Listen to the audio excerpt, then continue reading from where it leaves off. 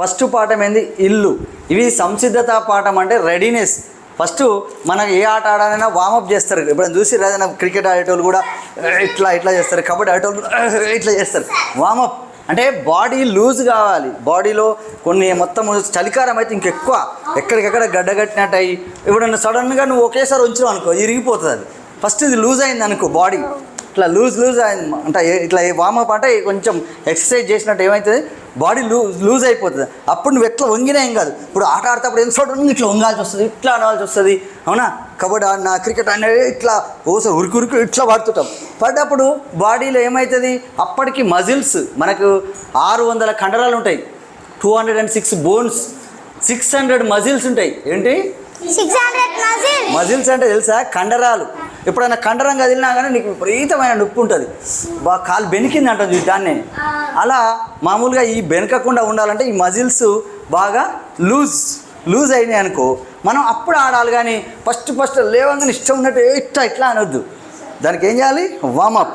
మరి మన చదువు కూడా మీరు ఈ సంవత్సరం కొత్తగా బళ్ళకి రాగానే ఈ రెడీనెస్ అనేది మనకు పాఠ్యాంశాలు ఉన్నాయి. ప్రిపేర్ కావడానికి పాఠం కంటే ముందు ప్రిపేర్, ఆట కంటే ముందు వామప్ చేసినట్టు పాఠం చదివే కంటే ముందే మీకు చదవడం రాయడం రావాలి.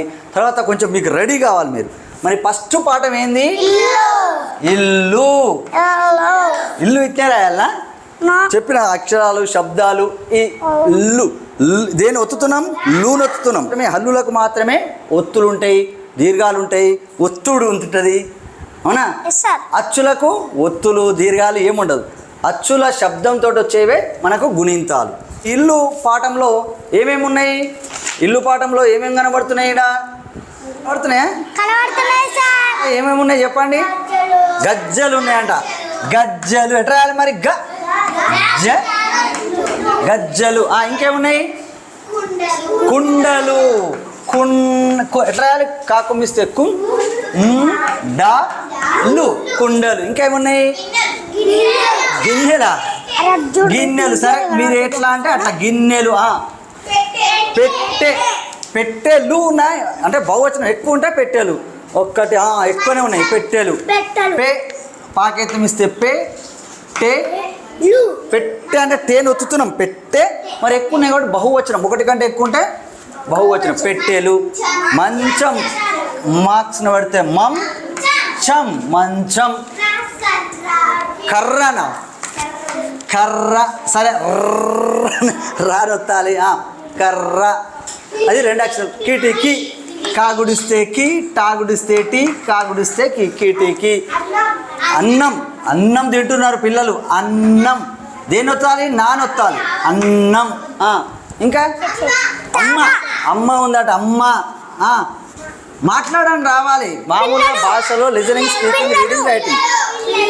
ఫస్ట్ వినడం రావాలి. నేను చెప్పే అంటే నేను అడిగిన ప్రశ్న కానీ, లేకపోతే మేడం అడిగినా, మీ అమ్మ అడిగినా, మీ తమ్ముడు అడిగినా, మీ అక్క అడిగినా, మనం అడుగుతుంటే కూడా ఎక్కడెక్కడో విని సపోర్ట్ చేయలేదు అనుకో, అది పిచ్చోళ్ళు అంటారు. అవునా? మామూలుగా మనం అడిగిన దానికి వినాలి, దానికి సమాధానం చెప్పాలి. అవునా? First listening skill. తర్వాత స్పీకింగ్. మనం విన్నదాన్ని సార్ ప్రశ్న అడిగినప్పుడు దానికి సంబంధించి మాట్లాడాలి. తర్వాత రీడింగ్ రావాలి. ఈ రాసిన పదాలను చదవ రావాలి. తర్వాత రాయ రావాలి. ఓకేనా? ఇదే భాషలో ఉండేటి. నెక్స్ట్ ఇంకేమున్నది? చాప, అవ్వ, ఇంకా అన్నీ రాయొచ్చు. పిల్లలు. Very good. తాత. Very good. తాత, తమ్ముడు. Very good. ఇలా మనం ఎన్నైనా రాసుకుంటూ పోవచ్చు. ఇంకా చాలా పదాలు మనకి ఈ విధంగానే వస్తాయి. మీరు తర్వాత అమ్మ. మరి వాక్యాలు చెప్పండి. అమ్మ అన్నం పెడుతుంది, అన్నం వడ్డిస్తుంది. అవునా? తాత పేపర్ చదువుతున్నాడు. తాత ఏం చదువుతున్నాడు? తాత ఎక్కడ కూర్చున్నాడు? మంచమా కూర్చా? తాత మంచంపై కూర్చున్నాడు. ఇట్లా సొంతంగా వాక్యాలు కూడా రావాలి. ఏదైనా మన నోటి నుంచి వచ్చే శబ్దాలకు ఒక చిహ్నంగా అక్షరాలు ఉన్నాయి మనకు. ఆ అక్షరాలను, గుణింతాలను మనం చదివి మనకు ఆల్రెడీ మనకు వచ్చు కాబట్టి, ఆల్రెడీ మీరు ఇది థర్డ్ క్లాస్ అంటే ఆల్రెడీ మీరు ఫస్ట్ క్లాసు, సెకండ్ క్లాస్లో చదువుకోరు కాబట్టి దాన్నే మనం రాయాలి. తప్పులు పోయినా బాధ ఏం లేదు, దానికి సంబంధించి మళ్ళీ టీచర్ కరెక్షన్ చేస్తారు. ఓకేనా? మేము ఇందులో చాలా ప్రశ్నలు ఉన్నాయి. తర్వాత అమ్మ ఏమేమి వడ్డిస్తున్నది? అన్నం, కూర కూడా పెడుతుందా? మీ అమ్మ కూడా పెడుతుందా కూర? మరి అన్నం తింటారా, కూర తింటారా? ఇంకేం తింటారు అన్నంలా? పెరుగు, కూర అన్నారు, కూర, ఇంకా పెరుగు అన్నారు. పెరుగు పోసుకొని కూడా తినవచ్చు. గ్లాస్ ఉంది ఇక్కడ. అన్నంలో ఏమేం కలుపుకొని తింటాం మనం? అన్నంతో పాటు ఇంకేమేమి తింటాం? చికెన్ కర్రీ కూర కిందికి వస్తుంది, అవునా? ఆ విధంగా సరే, అన్ని రకాల కూరగాయలు, కూరలతోటి చికెన్, మటన్ అలాంటి కూరలు, పచ్చడి, పికిల్స్ అంటాం. పచ్చడి వేసుకొని తింటారు, కొంతమంది కారం పోసుకొని తింటారు, కారం, నూనె, అవునా? ఇలా మనం ఆహారాన్ని తింటుంటాం. ఈ విధంగా మనకు మీ ఇంట్లో ఏమేమి వస్తువులు ఉన్నాయి చెప్పండి. ఇప్పుడు ఈ ఇంట్లో అయితే ఈ బొమ్మలు ఇట్లున్నాయి. మీ ఇంట్లో ఉన్నాయి ఏమేమి ఉన్నాయి? టీవీ ఉంటుంది, బీరువా అట, బీరువా, టీవీ, తెలుగులో రాయాలంటే టీవీ, మంచం, కుర్చీ, టేబుల్ని బల్ల అంటాం తెలుగులో, బల్ల. మామూలుగా అయితే తెలుగులో రాయాలన్నప్పుడు కొన్ని మనకి ఇంగ్లీష్ పదాలు ఎక్కువచ్చు, టేబుల్ ఎక్కువ తెలుసు కానీ బల్ల అంటాం. బియ్యం, బియ్యం కూడా, బియ్యం లేకుండా మనం అన్నం తినలేము. బియ్యం, ఫ్రిడ్జ్. అంటే మనకు ఈ పదాలలో ఏమైనా ఫస్ట్ పదం ఏం రాసినాం? గజ్జలు రాసినాం, అవునా? గజ్జలలో ఈ వర్ణమాలలోని అక్షరాలు ఏమైనా ఉన్నాయా? సరళ అక్షరం ఉందా? ఏంటిది? గ. దీనికి సర్కిల్ చేయమంటాడు. ఉదాహరణకు వర్ణమాలలోని సరళ అక్షరాలకు, అంటే ఈ పదాలలోని సరళ అక్షరాలకు సున్నా చుట్టం అంటే ఈ విధంగా గ. నెక్స్ట్ ఈ పదాలు ఇంట్లో ఉందా ఏమన్నా సరళ అక్షరం? డా ఉంది, కాబట్టి డాక్ సున్నా చుట్టాలి. ఇంట్లో ఉందా? గిన్నెలలో లేదు, పెట్టెలలో లేదు, మంచంలో మమ్ ఉంది, చమ్ ఉంది, కర్రలో కా ఉంది, కిటికీ లేదు, అన్నంలో ఆ ఉంది, అమ్మలో కూడా ఆ ఉంది, కూరలో రా ఉంది. ఈ విధంగా వర్ణమాలలోని అంటే సరళ అక్షరం అంటాం. వర్ణమాల అక్షరాలన్నీ కూడా సరళ అక్షరాలు, వాటికి సున్న చుట్టం అంటే చుట్టాలి. ఇప్పుడు గాతోటి ఇంకేమైనా పదం చెప్పండి. గంప, గరక, గంట, కూరగాయలు రాదు, గంప, గడప. మన గడప ఉంటుంది, గది. గజ్జలు ఆల్రెడీ వచ్చింది. మనకు గాతోటి ఇంకేమైనా పదాలు రాయమన్నప్పుడు గడప, గది, గంప, గరక ఇలాంటివి కూడా రాయొచ్చు. ఇలా రెడీనెస్లో భాగంగా ఫస్ట్ పాఠము ఈ విధంగా. మీరు దీనికి సంబంధించి ఇంకా మీకు ఏమైనా వర్క్ బుక్లో కూడా కొన్ని ప్రశ్నలు ఉన్నాయి, అందులో ఉన్న పదాలు రాయమంటాడు, వాక్యాలు రాయమంటాడు. ఇదే మామూలుగా ఇల్లు. మనకు కూడా ఇల్లు ఉందా? మీకుందా ఇల్లు? ఎవరికి ఉంది ఇల్లు? చేయలేకండి, అందరికి ఉన్నది ఇల్లు. ఎందుకు మరి? ఎండ, వాన, చలి నుండి ఇల్లే మనిషికి నివాసం, ప్రతి జీవికి కావాలి ఆవాసం. ఎండ, వాన, చలి నుండి కాపాడేదే నివాసం. మనం ఒక్కరికే కావాలన్నా? ప్రతి జీవి ప్రాణం ఉన్న దానికి అన్నిటికీ కావాలన్నా? అన్నిటికీ ఇల్లు కావాలి. మరి కోతులకేంది నివాసం? ఏంది? చెట్లు. పిట్టలకేంది? గూడు మరియు చెట్లు కూడా. సింహానికి గుహ, అడవి మరి గుహలో ఉంటాయి. ఈ విధంగా ప్రతి జీవికి కూడా నివాసం ఉండాలి. ఎందుకంటే ఎండ, వాన, చలి నుంచి, దొంగల నుంచి కాపాడుతాం. ఇల్లు గోడలు ఏం లేవు అనుకో, ఏదో పడితే అది వచ్చి మనల్ని ఏం చేస్తుంది? చంపేయచ్చు, మన వస్తువులు తీసుకుపోవచ్చు, మనల్ని గాయపరచవచ్చు. ఇల్లు లేకపోతే చలి పెడితేప్పుడు చలికి వణికిపోతాం. ఎండ కొడుతుంది అనుకో, ఎండకు మాడిపోతాం కదా. వాన పడ్డా అనుకో, మొత్తం తడిచి ముద్దయిపోతాం. కాబట్టి ఎండ, వాన, చలి నుంచి కాపాడేది మన ఇల్లు. కాబట్టి మొట్టమొదటి పాఠం ఇల్లు. ఇంటిలో చాలా వస్తువులు ఉంటాయి. ఆ వస్తువుల పేర్లు ఇంకా ఇంగ్లీష్లో కూడా చెప్పరావాలి, తెలుగులో చెప్పరావాలి. తర్వాత వాటికి సంబంధించి రాయడం కూడా రావాలి. రాస్తారు కదా? రేపు మీ హోంవర్క్ ఏంటంటే మీ ఇంట్లో ఏమేమి వస్తువులు ఉన్నాయో ఆ వస్తువుల పేర్లన్నీ కూడా రాసుకురావాలి. మీ ఇంటిలో ఎవరెవరి ఇంట్లో ఏమేమి ఉన్నాయో చూస్తాం. ఎవరు ఎక్కువ రాసుకొస్తారో తప్పులు పోయినా ఏం కాదు కానీ రాసుకొని రావాలి. ఖచ్చితంగా ప్రతి ఒక్కరు మీ శబ్దం, మీ నోటికి ఏదైతే వస్తుందో, అవునా, ఏదైనా కావచ్చు. మంచం అంటే మంచం లేతే. తర్వాత ఇక్కడ కూడా ఇవే ఉన్నాయి. తర్వాత ఇక్కడ కొన్ని ఏమున్నాయి? అక్షరాలు ఉన్నాయి. ఈ అక్షరాలతోటి పదాలు తయారు చేయాలి, అవునా? ఫస్ట్ అక్షరం ఏమవుతుంది? పదం ఏమవుతుంది? వాక్యాలు ఏమవుతాయి? పేరాలు ఏమవుతుంది? బుక్ ఒక పాఠం, ఒక పాఠాలు ఏమైతే ఒక పుస్తకం. అవునా? పుస్తకాలు ఏమవుతుంది? లైబ్రరీ. ఒక లైబ్రరీ అయిపోతుంది, గ్రంథాలయం అవుతుంది. కాబట్టి ఫస్ట్ అక్షరాలు రావాలి. చినుకు వానై వాన వాగై వాగు వరదౌనురా ఓ వెల్లువై పొంగురా. ఫస్ట్ ఏమైతే చినుకులు, ఒక్కొక్క చినుకే పడుతుంది. ఆ చినుకు ఏమవుతుంది? దాన్ని వాన అంటాం. వాన ఏమవుతుంది? వరద అయిపోతుంది. నీళ్ళు ఇట్లా మొత్తం ఒక్కొక్క చినుకు పడి వాన వరద అయిపోతుంది. వరద వాగు అయిపోతుంది. వాగు ఇట్లా పెద్ద పొంగి పెద్ద సముద్రంలోకి పోయి పెద్ద పెద్ద నదులు సముద్రాలు పొంగుతాయి. అలాగే మనం కూడా ఫస్ట్ మనం అక్షరాలు ఒక్కొక్కటే కనబడుతుంది. ఆ ఒక్కొక్క అక్షరం యొక్క శబ్దము ఆధారంగా మీరు చదవగలిగితే రాయగలిగితే మొత్తం పదాలు వాక్యాలు మీరు పుస్తకాలు కూడా రాయొచ్చు. ఇప్పుడు నేను 2 పుస్తకాలు రాసినాగా, మీరు కూడా ఏవైనా సొంతంగా పరీక్షలో ఒక పెద్ద వాక్యం రాయమంటాడు, లేకపోతే ఒక పెద్ద పేరా రాయమంటాడు, అవన్నీ కూడా రాయొచ్చు. ఎప్పుడు ఫస్ట్ అక్షరాలు తెలవాలి, పదాలు తెలవాలి, దాంతో వాక్యాలు తయారు చేయాలి. అన్నీ అవి వాటితోటే మనం తయారు చేస్తాం.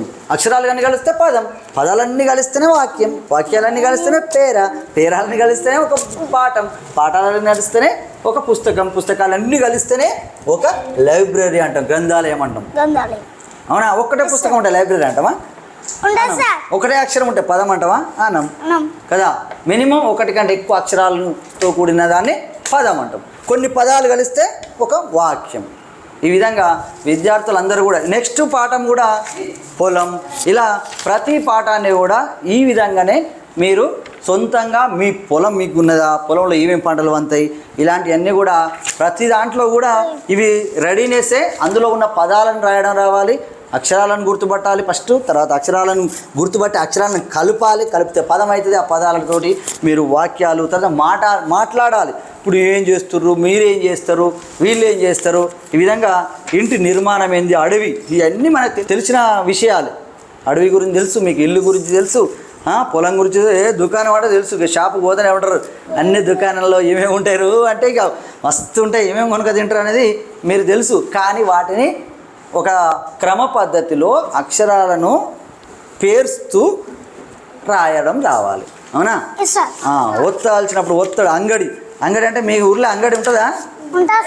ఒలిగొండలో అంగడి నడుస్తుందా? చలికాలం ఉంది, వానాకాలం ఉంది. వానాకాలంలో ఏమవుతుంది, చలికాలంలో ఏమవుతుంది? ఈ బొమ్మను చూసి కథ రాయండి అన్నాడు. ఒక సొంతంగా మీరు కథ రాసే పరిస్థితి రావాలి. ఒక కథ రాయాలంటే ఏముండాలి? ఫస్ట్ చదవడం రాయడం రావాలి, పదాలను వాక్యాలుగా పేర్చి రాయడం రావాలి.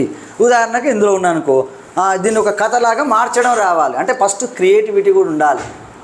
అనగనగా ఒక ఊరు, ఆ ఊరిలో ఒకసారి అక్కడ ఏమవుతుంది, ఒక జాతర సాగుతుంది. అక్కడ ఆ జాతరలో ఏమైంది, అక్కడ దుకాణము పెట్టారు. ఆ దుకాణంలోకి ఒక తాత మనవరాలు ఇద్దరు కలిసి జాతరకు వెళ్ళారు.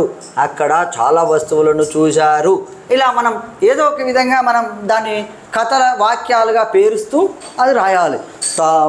మనవరాలు ఇది కావాలన్నది, తాత వద్దు, దానికి చాలా డబ్బులు అయితే వద్దు అని చెప్పాడు. ఇట్లా మనం దాన్ని కథను పొడిగిస్తూ మనం రాయడం రావాలి. ఈ విధంగా మీరు ఈ సంసిద్ధత పాఠాలను, రెడీనెస్ పాఠాలని స్పష్టంగా అందరూ కూడా మాట్లాడుతూ, కేవలం సార్ చెప్తేనే కాదు, నేనేం చెప్పినా మీరందరూ కూడా టీచర్లేనా మీరు? మనం ఎవరైనా పక్క వాళ్ళకు నేర్పుతున్నామంటే, మనకు వచ్చిన దాన్ని పక్క వాళ్ళకు నేర్పడం అంటే మీరు కూడా టీచర్లే. కాబట్టి మీరు 5వ తరగతి వాళ్ళు 4వ తరగతి వాళ్ళకు, 4వ తరగతి వాళ్ళు 3వ తరగతి వాళ్ళకు, మళ్ళీ 3వ తరగతిలోనే తెలివికల్లోళ్ళు మళ్ళీ పక్క వాళ్ళకు ఒకరికొకరు మాట్లాడుకుంటూ చెప్పుకుంటూ ఇవన్నీ కూడా రాయాలి. ఏవైనా మీకు డౌట్స్ వస్తే సార్లను మేడంలను అడగాలి. అన్విక అర్థమైందా? ఏం చేయాలి చెప్పండి అందరూ? మీరే సొంతంగా దీని గురించి మాట్లాడుకుంటూ, మీ పెద్దవాళ్ళను అడుగుతూ, మీరే మాట్లాడుకుంటూ ఫస్ట్ పదాలు రాయాలి. తప్పులు ఏమైనా ఉంటే మీ ఫ్రెండ్స్ మంచిగా చదివచ్చే వాళ్ళతోటి మనం కరెక్షన్ చేయించుకోవచ్చు. మేడమ్స్ని అడగవచ్చు, సార్ని అడగవచ్చు, ఎవరినైనా అడగవచ్చు. ఇవన్నీ కూడా సంసిద్ధత పాఠాలు, ముఖ్యమైన పాఠాలు ఏమి కావు. ఇవన్నీ మీకు తెలిసిన పాఠాలు. ఈ పాఠాలను ఖచ్చితంగా ప్రతి ఒక్కరూ మాట్లాడుకుంటూ కంప్లీట్ చేయండి. ఇంటి దగ్గర కూడా చేయండి. టెక్స్ట్ బుక్ తీసుకుపోతారు కాబట్టి మీ ఇంట్లో మీ అమ్మ నాన్నలకు కూడా నేర్పండి. అడవి అంటే ఎట్లుండాలి, ఇల్లు అంటే ఎట్లుండాలి, పొలం అంటే ఎట్లుండాలి, ఇంట్లో ఏం పని చేయాలి, అడవిలో ఏమేమి జంతువులు ఉంటాయి, అవునా? ఇవన్నీ అంశాలను కూడా మీరు మీ అమ్మ నాన్నలతోటి, మీ అక్కలతోటి, మీ ఇంటి పక్కులతోటి మాట్లాడుతూ వాటికి సంబంధించి మీకు మాట్లాడడం వాక్య నిర్మాణం. ఒకసారి ఇప్పుడు నేను మాట్లాడుతూ కూడా వాక్యం సరిగ్గా రాదు, ఒకసారి స్ట్రక్ అయిపోతాం. అంటే మాటలు వస్తే ఎక్కువ మంది ప్రధానమంత్రులు, ముఖ్యమంత్రులు, ఇంకా వేరే పెద్ద పెద్ద వాళ్ళందరూ కూడా మాటలు వస్తేనే, కమ్యూనికేషన్ స్కిల్స్ ఉంటేనే మనం గొప్ప వాళ్ళం అవుతాం. కాబట్టి మాటలు రావాలంటే మీరు వీటికి సంబంధించి మీకు వచ్చిన మీ ఆలోచనల ప్రకారంగా ఆ ఆలోచనలు ఒక దగ్గరికి జోడించి మీరు మాట్లాడడం రావాలి. ఆ తర్వాత వాటిని పదాల రూపంలో, వాక్యాల రూపంలో రాయడం రావాలి. ఇది మన తెలుగులో నేర్చుకోవాల్సింది. మీరందరూ కూడా ఒకరికొకరు నేర్చుకుంటూ, మీరందరూ కూడా టీచర్, ఇప్పుడు వరుణ్ అన్న టీచరే కదా, టీచరే కదా? మీ దాంట్లో కూడా చాలామంది పాఠాలు చెప్పారు కదా, చెప్తున్నా చెప్తలేరా? మీరు కూడా చెప్తున్నారు. వరుణ్ అన్న అయితే బెస్ట్ టీచర్ అయిండు, మీరైతే టీచర్లు అయ్యారు. మీరు కూడా బెస్ట్ టీచర్లు కావాలి. అవుతారా? ఖచ్చితంగా. ఎప్పుడైతారంటే మీకు రానప్పుడు నేర్చుకోవాలి. ఎవరు నటించొద్దు. మిమ్మల్ని ఎవరు సార్ కొట్టినా, మేడం కొడుతున్నా మిమ్మల్ని ఎందుకు కొడతారు? ఎవరు కొట్టారు? మీరే రాకపోతే ముందే నేనేం చెప్తా, రాకపోతే సార్ నాకు రాదు సార్ అని. కానీ టైం వేస్ట్ చేయొద్దు. ఇట్లా నిలబడు. ప్రశ్న అడిగితే సార్ నాకు తెలియదు సార్, అది నేను చెప్పండి సార్, అట్లా డైరెక్ట్గా అడగాలి. తెలిస్తేమో తెలిసింది చెప్పాలి. మరి నాకు అదే తెలుసు సార్ అనాలి. భయపడొద్దు. ఇక్కడ ఎవరికి భయపడాల్సింది ఏం లేదు. మీరు వచ్చిందెందుకు? చదువుకోవడానికి, నేర్చుకోవడానికి. మీకు ఏ డౌట్ ఉన్నా అడగండి. రాకపోతే ఇది నాకు రాదు మేడం, ఇది చెప్పండి మేడం అనాలి. మీరు ఏదో కొంతమంది బుక్ పట్టుకుంటారు ఇట్లా, చదవరు, ఏం చదవరు. ఇక టీచర్ ఎటు పోయిన సార్ లేడు, ఇట్నే చూసుకుని ఉంటారు. అట్లా చేయదు. ఓకేనా?